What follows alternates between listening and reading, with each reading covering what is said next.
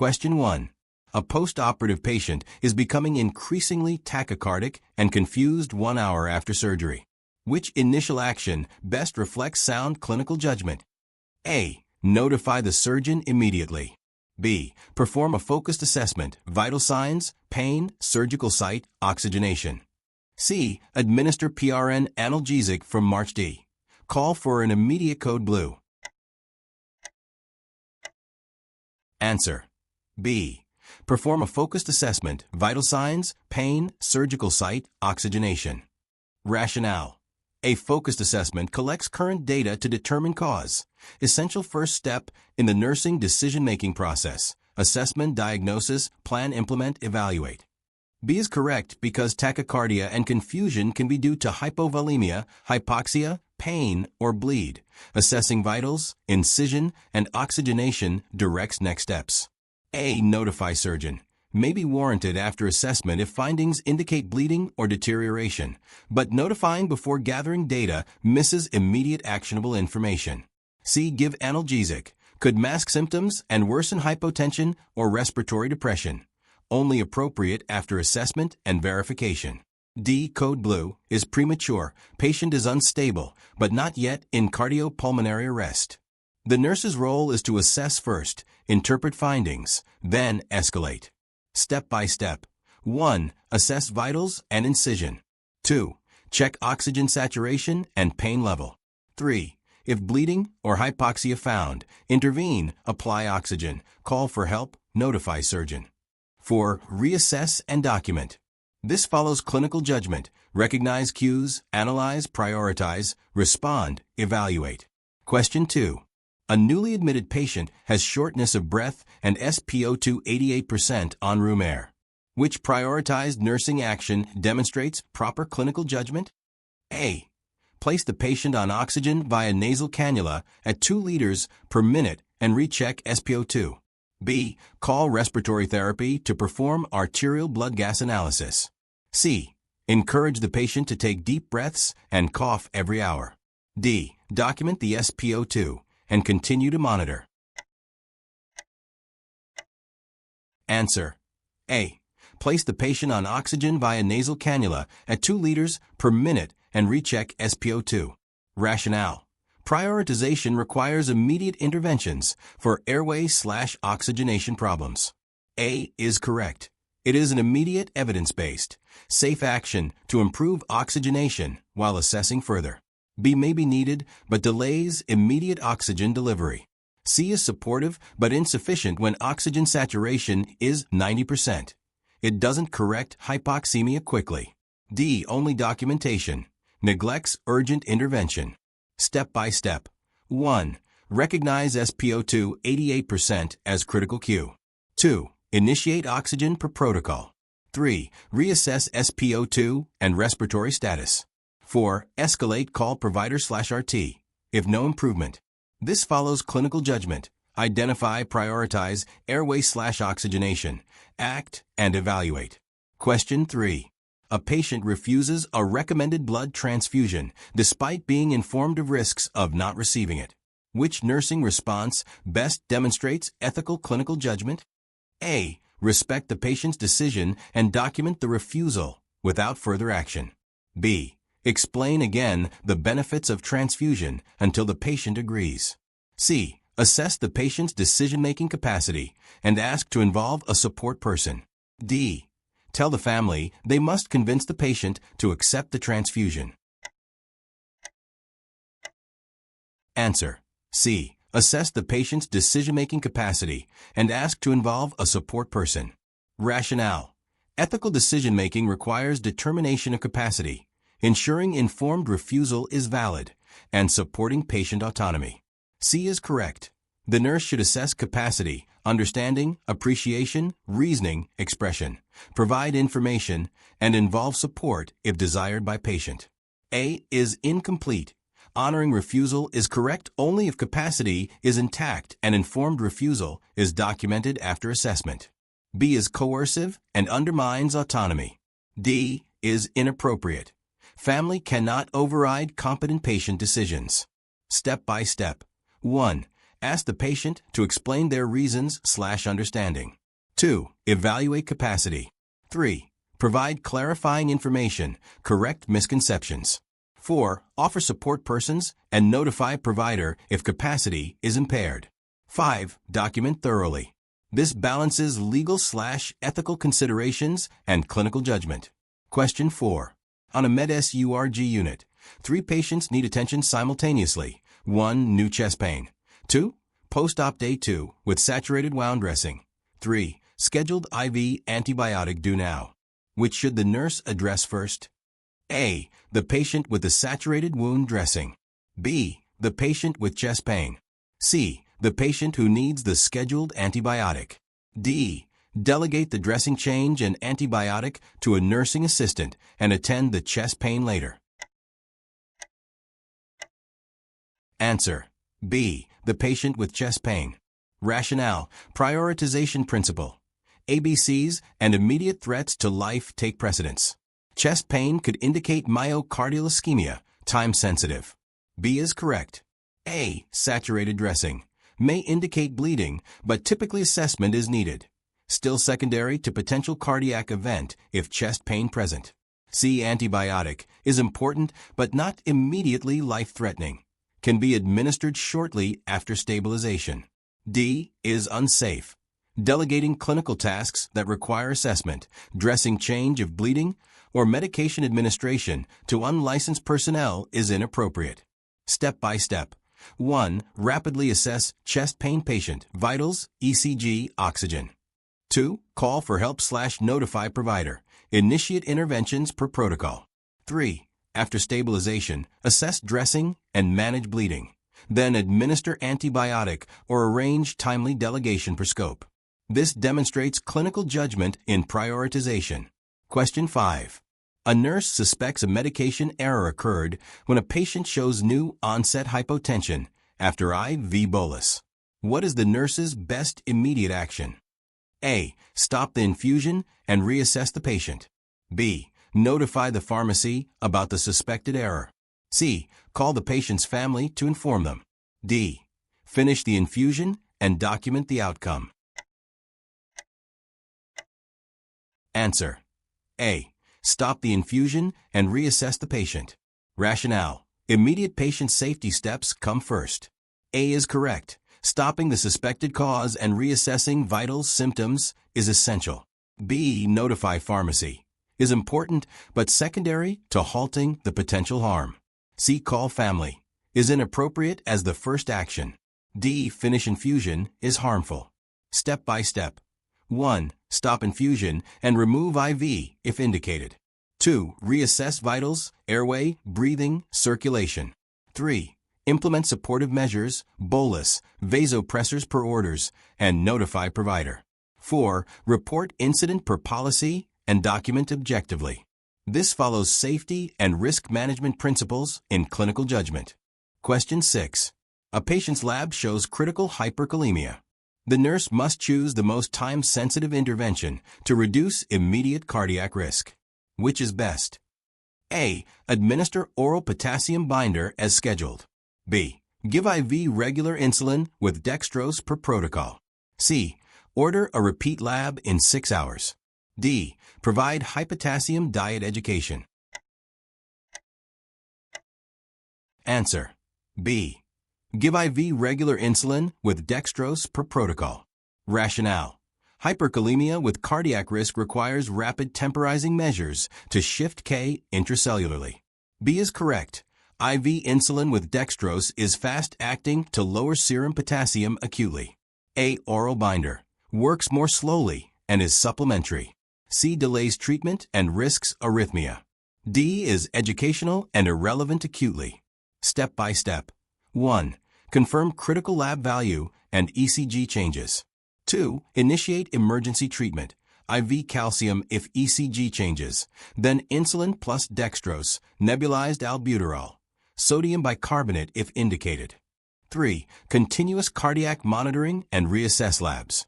This illustrates applying evidence-based protocols in urgent clinical judgment.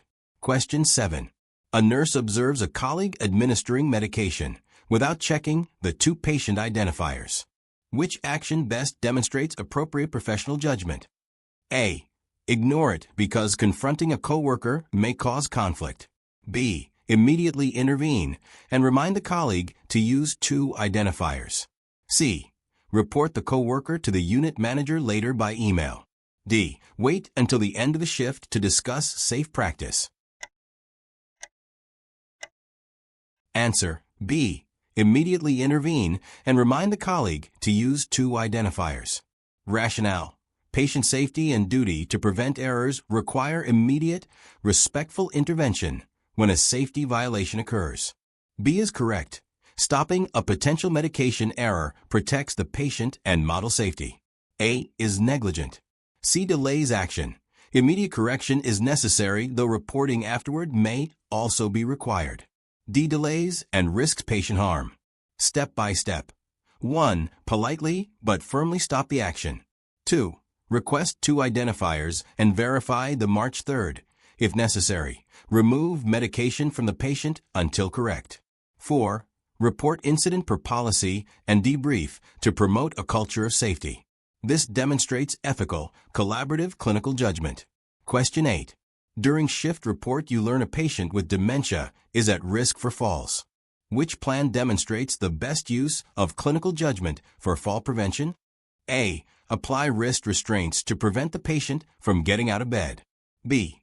Place the patient near the nurse's station, implement hourly rounding, and use a bed alarm. C. Keep the hospital bed in the highest position so the patient can easily stand. D. Avoid ambulation to prevent any risk of falling. Answer: B. Place the patient near the nurse's station, implement hourly rounding, and use a bed alarm. Rationale: best practice combines environmental strategies, frequent checks, and least restrictive measures. B is correct. It reduces risk while preserving dignity and mobility.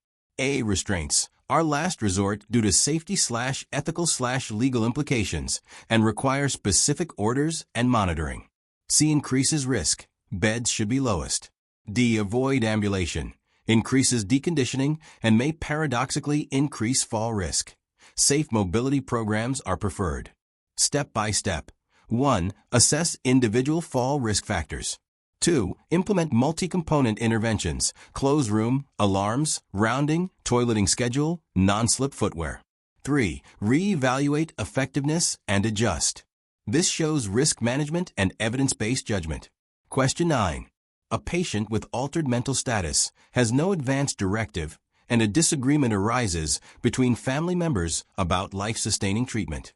What action should the nurse take first? A. Choose the option that seems most humane and implement it. B. Inform the most vocal family member that their choice will be followed. C. Facilitate a family meeting with the healthcare team to clarify goals of care. D. Document that family members could not agree and discontinue care. Answer: C. Facilitate a family meeting with the healthcare team to clarify goals of care. Rationale: when ethical conflicts and lack of directives exist, the nurse should facilitate communication and ensure decisions are made through appropriate channels. C is correct. Arranging a multidisciplinary meeting helps clarify prognosis, surrogate decision-maker, and legal/ethical options. A and B are inappropriate and may violate patient autonomy and legal requirements. D is unethical and illegal. Step by step. 1. Identify potential surrogate decision-maker according to policy/law. 2. Notify the provider and ethics or social work if needed. 3. Arrange a timely family meeting with clear information for shared decision-making. 4. Document discussions and decisions. This demonstrates ethical, legal, and collaborative clinical judgment. Question 10. When evaluating a new evidence-based guideline that conflicts with unit routine, which approach best demonstrates clinical judgment and leadership? A. Continue unit routine because change is disruptive. B. Immediately discard the guideline because it differs from current practice. C. Critically appraise the guideline, discuss with the team, and pilot the change if appropriate. D. Implement the guideline hospital-wide without discussion. Answer: C. Critically appraise the guideline, discuss with the team, and pilot the change if appropriate. Rationale: evidence-based practice requires appraisal of new evidence, stakeholder engagement, and measured implementation. C is correct. It balances critical thinking, safety, and change management. A resists improvement. B dismisses potentially better care without evaluation. D is unsafe. Sudden, unplanned changes can cause errors. Step by step. 1. Review quality and applicability of evidence. 2. Present findings to stakeholders, nurses, physicians, administration. 3. Design a pilot with outcomes to evaluate. 4. Implement, monitor, and revise policies based on data. This reflects clinical judgment integrating evidence, safety, and collaboration. Question 11. A nurse caring for a patient with suspected sepsis notes a blood pressure of 86/54 mmHg, heart rate 122 bpm, and respiratory rate 28 per min. What is the nurse's best immediate action? A. Increase the IV fluid rate and notify the provider. B. Administer antipyretics and monitor temperature. C. Prepare to transfer the patient to a telemetry unit. D. Encourage the patient to rest and reduce activity. Answer: A. Increase the IV fluid rate and notify the provider. Rationale: hypotension and tachycardia with increased respiratory rate in sepsis suggest early septic shock requiring fluid resuscitation. Increasing IV fluids supports perfusion and oxygen delivery. Early intervention prevents organ failure. B only treats fever, not hemodynamic instability. C may be appropriate, but delaying fluids risks worsening shock.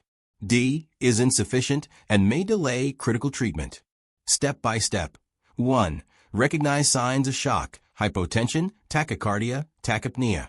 2. Start or increase fluid resuscitation per sepsis protocol. 3.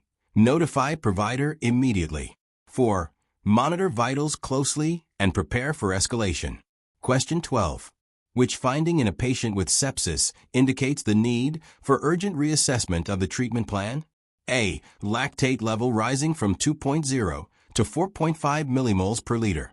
B. Temperature stabilized at 37.8 degrees Celsius after antibiotics. C. White blood cell count decreasing from 15,000 to 10,000 per cubic millimeter. D. Urine output of 50 milliliters in the past hour. Answer: A. Lactate level rising from 2.0 to 4.5 millimoles per liter. Rationale: rising lactate indicates worsening tissue hypoperfusion and is a critical marker for sepsis severity and treatment failure. This requires urgent reassessment of fluids, antibiotics, and hemodynamics. B and C show improvement. D is borderline. Oliguria less than 0.5 milliliters per kilogram per hour is concerning, but less immediately critical than rising lactate. Step by step. 1. Review labs and clinical status. 2. Reassess fluid status and organ perfusion. 3. Escalate care per sepsis guidelines. 4. Communicate findings promptly. Question 13. A patient with sepsis requires vasopressor therapy. Which assessment, finding best, indicates effective vasopressor treatment? A. Heart rate decreased to 60 bpm. B. Mean arterial pressure, MAP, above 65 millimeters of mercury. C. Oxygen saturation at 90% on room air. D. Capillary refill time of 4 seconds. Answer: B. Mean arterial pressure, MAP, above 65 millimeters of mercury. Rationale: target MAP greater than or equal to 65 millimeters of mercury is the goal of vasopressor therapy to ensure adequate organ perfusion in septic shock. A low heart rate may reflect bradycardia, not necessarily improvement. Oxygen saturation is important, but not a direct vasopressor target. Prolonged capillary refill greater than 3 seconds suggests poor perfusion despite MAP. Step by step. 1. Monitor MAP continuously. 2. Adjust vasopressor dosage to maintain MAP greater than or equal to 65. 3. Assess peripheral perfusion and organ function. 4. Report changes promptly. Question 14. In implementing the sepsis bundle, which action must the nurse perform within the first hour of recognition? A. Obtain blood cultures prior to antibiotic administration. B. Administer corticosteroids to reduce inflammation. C. Initiate enteral feeding to support metabolism. D. Begin physical therapy to prevent deconditioning. Answer. A. Obtain blood cultures prior to antibiotic administration. Rationale. Early sepsis bundles prioritize obtaining blood cultures before antibiotics to guide therapy while minimizing treatment delays. Corticosteroids and feeding have later roles. Physical therapy is important, but not within the first hour priority. Step by step. 1. Recognize sepsis. 2. Collect blood cultures ASAP. 3. Administer broad-spectrum antibiotics promptly. 4. Begin fluid resuscitation. Question 15. A nurse notes a patient with sepsis has mottled skin and cool extremities. Which nursing action demonstrates appropriate clinical judgment? A. Document findings and continue monitoring. B. Elevate the legs and encourage movement. C. Notify the provider immediately about possible tissue hypoperfusion. D. Apply warm blankets to improve skin temperature. Answer. C. Notify the provider immediately about possible tissue hypoperfusion. Rationale. Mottling and cool extremities indicate poor peripheral perfusion, a sign of worsening shock and potential organ failure. Immediate provider notification for intervention is critical. A delays treatment. B may worsen venous return. D provides comfort, but does not address perfusion deficit. Step by step. 1. Assess vital signs and perfusion status. 2. Notify provider for urgent treatment adjustment. 3. Monitor for progression. Question 16. A patient with sepsis is receiving broad-spectrum antibiotics. The nurse observes a rash and wheezing develop. What is the best clinical judgment action? A. Continue the antibiotics and monitor closely. B. Stop the antibiotic infusion and call for emergency help. C. Administer antipyretics for the rash and wheezing. D. Document the allergic reaction and notify the provider after the shift. Answer. B. Stop the antibiotic infusion and call for emergency help. Rationale. Rash and wheezing may indicate anaphylaxis, a life-threatening reaction requiring immediate cessation of offending agent and emergency intervention. Continuing or delaying action risks patient safety. Antipyretics do not treat allergic reactions. Step by step. 1. Stop infusion immediately. 2. Call for emergency response. 3. Administer emergency medications as ordered epinephrine, oxygen. 4. Monitor airway and vitals. Question 17. A patient with septic shock is on mechanical ventilation and sedation. Which parameter best reflects the patient's neurological status during sedation? A. Glasgow Coma Scale, GCS. B. Pupillary Light Reflex. C. Sedation Agitation Scale, RASS. D. Patient's verbal response. Answer. C. Sedation Agitation Scale, RASS. Rationale. The Richmond Agitation Sedation Scale, RASS, is designed to assess sedation depth and agitation levels in ventilated, sedated patients. GCS is less reliable during sedation. Pupillary reflex assesses brainstem function, but does not indicate sedation depth. Verbal response is not feasible if intubated. Step by step. 1. Assess sedation level with RASS regularly. 2. Adjust sedation per protocol. 3. Monitor neurological status in context. Question 18. The nurse is preparing discharge teaching for a patient recovering from sepsis. Which teaching point best demonstrates application of clinical judgment? A. Emphasize early recognition of infection symptoms and when to seek care. B. Advise to avoid all physical activity for at least 3 months. C. Instruct to stop all medications when feeling better. D. Recommend that the patient does not need follow-up appointments. Answer: A. Emphasize early recognition of infection symptoms and when to seek care. Rationale: survivors of sepsis have increased risk for recurrent infections and complications. Teaching early symptom recognition and timely care reduces morbidity. B is overly restrictive. Gradual activity resumption is typical. C is unsafe. Medication adherence is critical. D neglects important follow-up for recovery. Step by step. 1. Assess patient's understanding.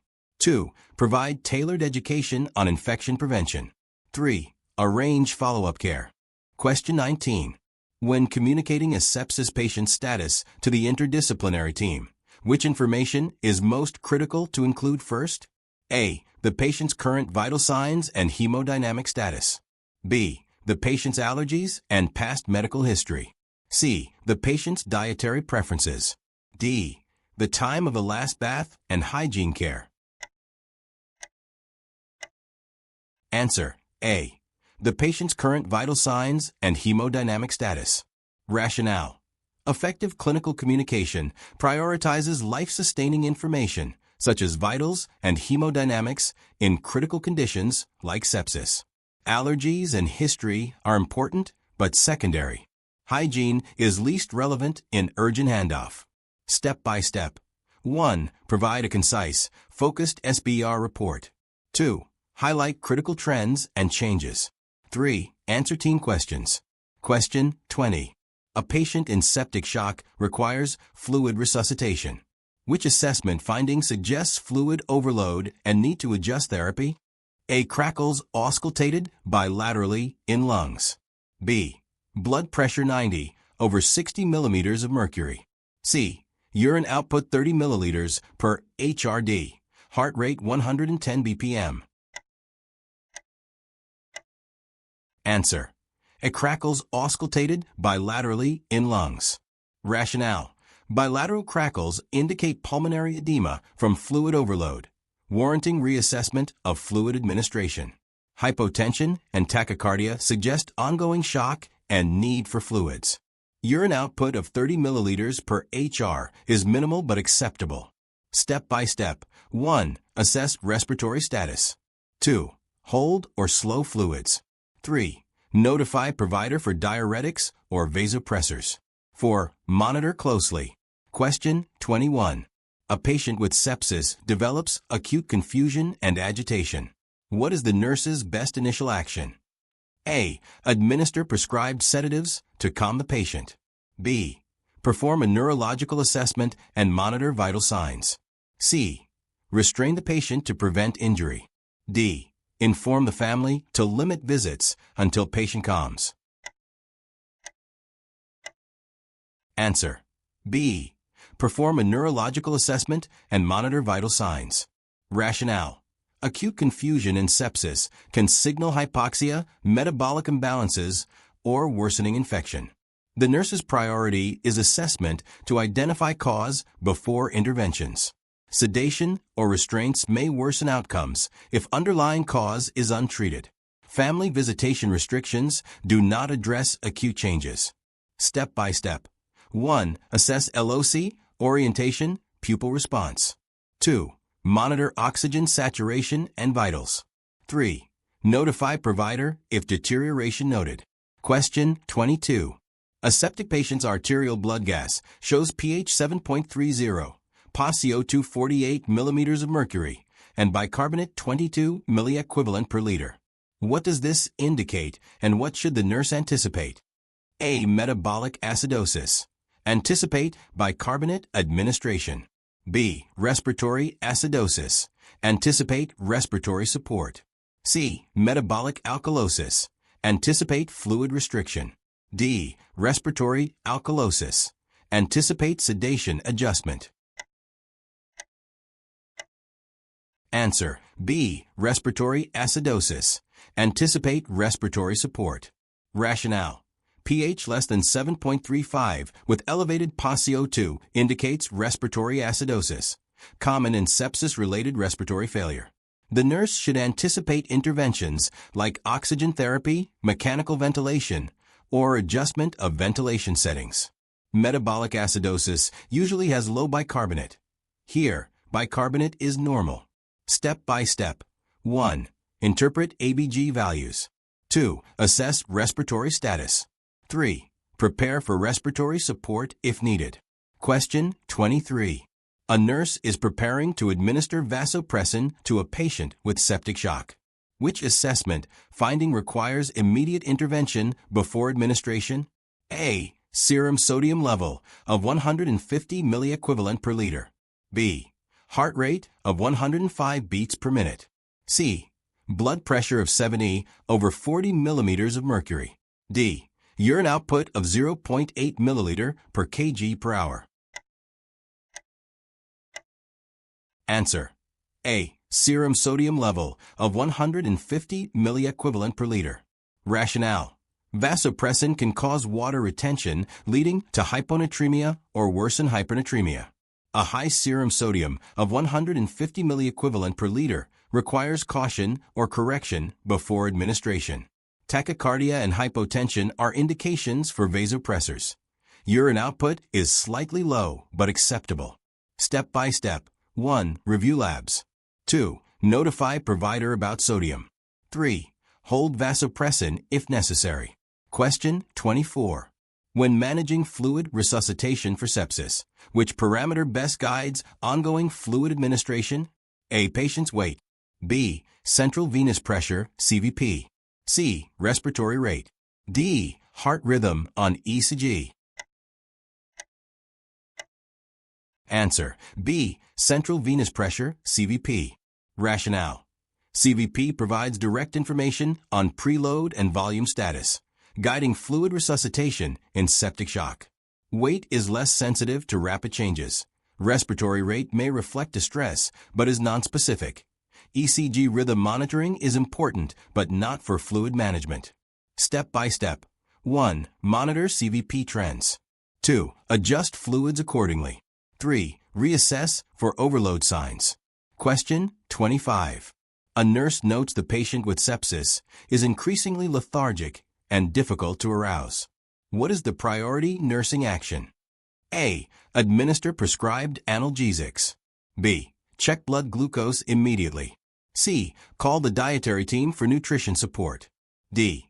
Encourage family to stimulate the patient. Answer. B. Check blood glucose immediately. Rationale. Altered consciousness can be caused by hypoglycemia, which requires urgent detection and correction. Analgesics may depress consciousness further. Dietary team and family stimulation are less urgent. Step by step. 1. Assess blood glucose. 2. Administer glucose if low. 3. Notify provider and monitor neurological status. Question 26. During care of a septic patient, the nurse finds the patient's temperature is 35.8 degrees Celsius, 96.4 degrees Fahrenheit. What clinical judgment does the nurse make? A. This is a normal response and no action needed. B. Hypothermia is a concerning sign. Notify provider immediately. C. Encourage the patient to take off blankets. D. Administer antipyretic medication. Answer. B. Hypothermia is a concerning sign. Notify provider immediately. Rationale. Hypothermia can indicate severe sepsis or septic shock and is associated with poor prognosis. It requires prompt assessment and intervention. Removing blankets or giving antipyretics is inappropriate. Step by step. 1. Notify provider. 2. Monitor vitals and perfusion. 3. Prepare for warming measures as ordered. Question 27. Which communication technique best facilitates collaboration during a sepsis emergency? A. Using medical jargon to ensure accuracy. B. Asking closed-ended questions only. C. Using the SBR, situation, background, assessment, recommendation, format. D. Waiting until the end of the shift for detailed reports.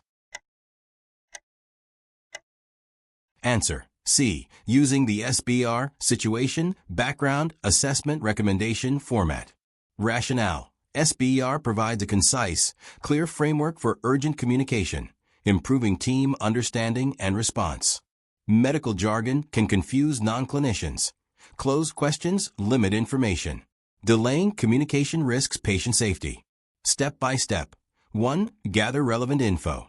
2. Communicate clearly using SBR. 3. Confirm understanding. Question 28. A patient with sepsis is prescribed broad-spectrum antibiotics. The nurse knows monitoring which lab value is essential for early detection of antibiotic toxicity. A. Serum creatinine. B. Hemoglobin level. C. Blood glucose. D. Liver enzymes. Answer. A. Serum creatinine. Rationale. Many broad-spectrum antibiotics are nephrotoxic. Monitoring serum creatinine helps detect kidney impairment early. Hemoglobin and glucose are less related to toxicity. Liver enzymes are important for some drugs, but less common for sepsis antibiotics. Step by step. 1. Monitor baseline and daily creatinine. 2. Adjust dose if elevated. 3. Report abnormalities promptly. Question 29. Which is the most appropriate nursing action when a septic patient reports new onset chest pain? A. Administer PRN pain medication and observe. B. Assess vital signs and notify the provider immediately. C. Encourage deep breathing exercises. D. Document the pain and continue routine care. Answer. B. Assess vital signs and notify the provider immediately. Rationale. New chest pain in a septic patient may indicate myocardial ischemia or embolism. Immediate assessment and notification are critical. Simply administering pain meds or documenting delays diagnosis and treatment. Step by step. 1. Assess pain characteristics and vitals. 2. Alert provider. 3. Prepare for diagnostic tests. Question 30.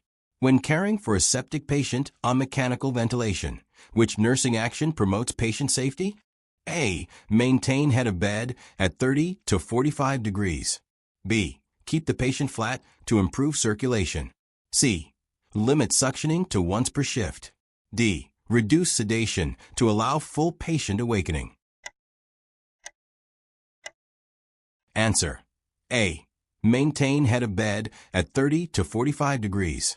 Rationale. Elevating the head reduces risk of ventilator-associated pneumonia and aspiration. Flat positioning increases aspiration risk. Suctioning frequency depends on need, not a fixed schedule. Sedation should be titrated, but not eliminated abruptly. Step by step. 1. Maintain HOB elevation. 2. Provide oral care. 3. Assess sedation level regularly. Question 31.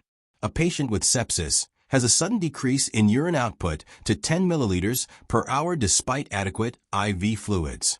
What should the nurse do first? A. Continue fluids and monitor output for 1 more hour. B. Notify the healthcare provider immediately. C. Encourage the patient to drink more fluids orally. D. Insert a Foley catheter to measure output accurately. Answer. B. Notify the healthcare provider immediately. Rationale. Oliguria despite fluids may indicate acute kidney injury or worsening shock and requires urgent evaluation. Waiting longer risks progression. Foley catheter insertion is standard but does not replace notifying the provider. Oral fluids are inappropriate in unstable sepsis patients. Step by step. 1.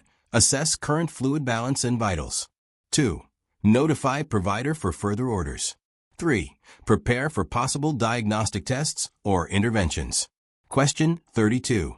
Which lab result best indicates improvement in a patient being treated for sepsis?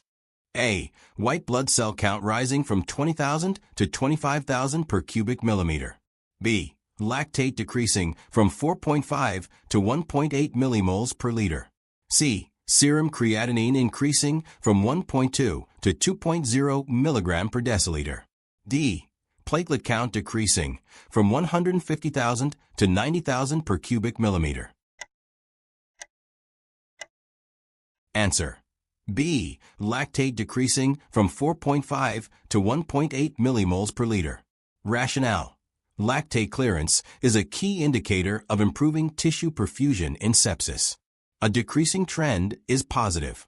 Increasing WBC or creatinine and decreasing platelets often indicate worsening infection or organ dysfunction. Step by step. 1. Monitor serial labs. 2. Correlate with clinical signs. 3. Continue supportive care. Question 33. A nurse is preparing to administer norepinephrine to a septic shock patient. What is a critical safety action before administration? A. Verify central venous access is available. B. Ensure the patient has adequate pain control. C. Monitor respiratory rate only. D. Administer a bolus of potassium prior to infusion. Answer: A. Verify central venous access is available. Rationale: norepinephrine is a potent vasopressor that can cause severe tissue necrosis if extravasation occurs.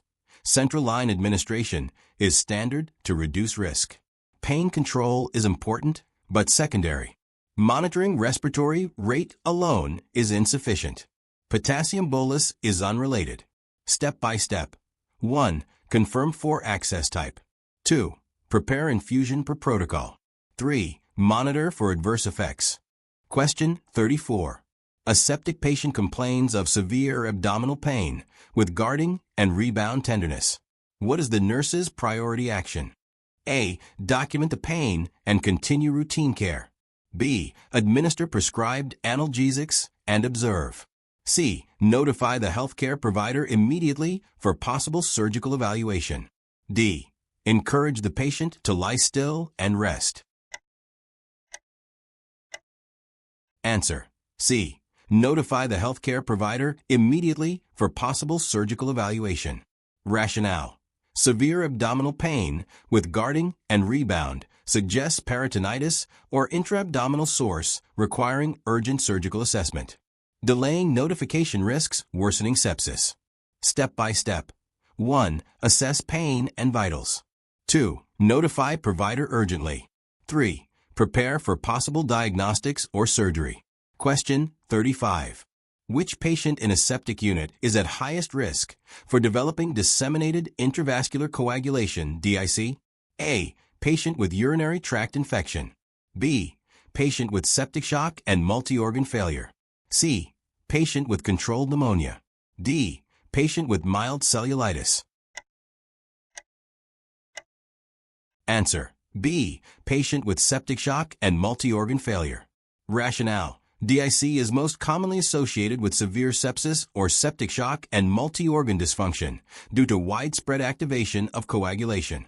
Mild infections rarely cause DIC. Step by step. 1. Monitor coagulation profiles. 2. Watch for bleeding/clotting signs. 3. Prepare for supportive treatments. Question 36. When educating a family about sepsis prevention, which statement best demonstrates clinical judgment? A. Sepsis only occurs in hospitalized patients. B. Early recognition and treatment of infections can prevent sepsis. C. Antibiotics should always be avoided to prevent resistance. D. Sepsis is an unavoidable complication of infections. Answer: B. Early recognition and treatment of infections can prevent sepsis.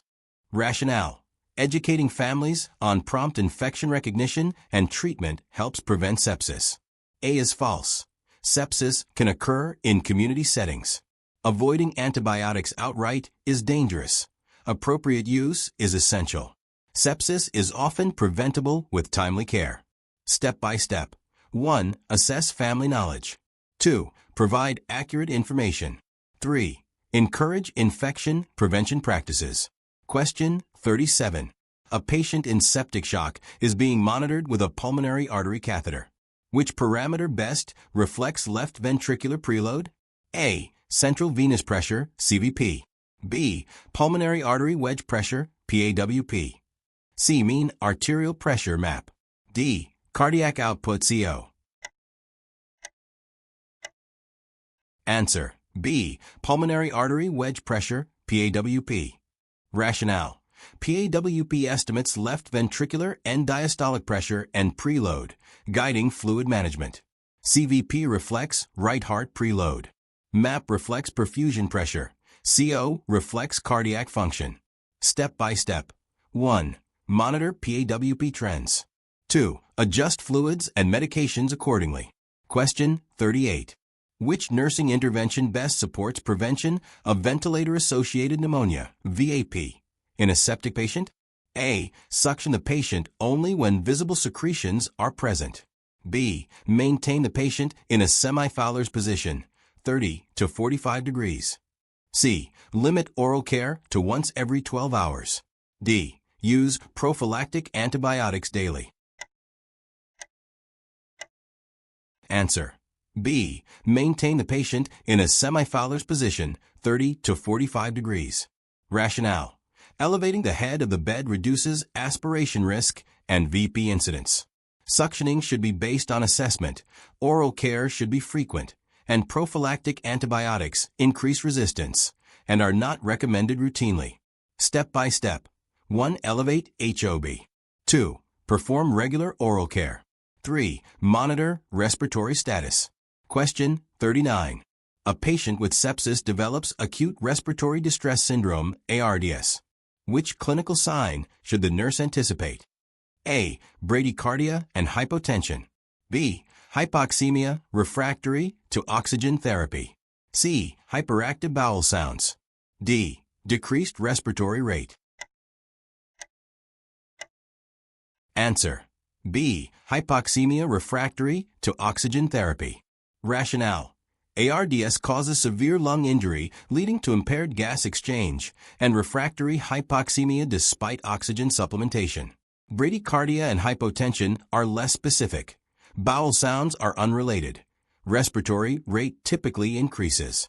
Step by step. 1. Monitor oxygen saturation and ABGs. 2. Notify provider. 3. Support airway and ventilation. Question 40. In prioritizing care, which septic patient should the nurse assess first? A. Patient with fever of 38.2 degrees Celsius and stable vital signs. B. Patient with SpO2 85% on 2L nasal cannula. C. Patient requesting pain medication for mild headache. D. Patient with a healed surgical wound. Answer: B. Patient with SpO2 85% on 2L nasal cannula. Rationale: hypoxia SpO2 less than 90% represents an immediate threat to oxygenation and requires urgent assessment and intervention. Fever alone, without instability, is lower priority. Mild headache and healed wounds are least urgent. Step by step. 1. Assess respiratory status. 2. Administer oxygen or escalate care. 3. Monitor closely. If you found this video helpful, don't forget to like, subscribe, and share with your fellow nursing students. Hit the bell icon so you never miss an update. See you in the next one. Happy studying.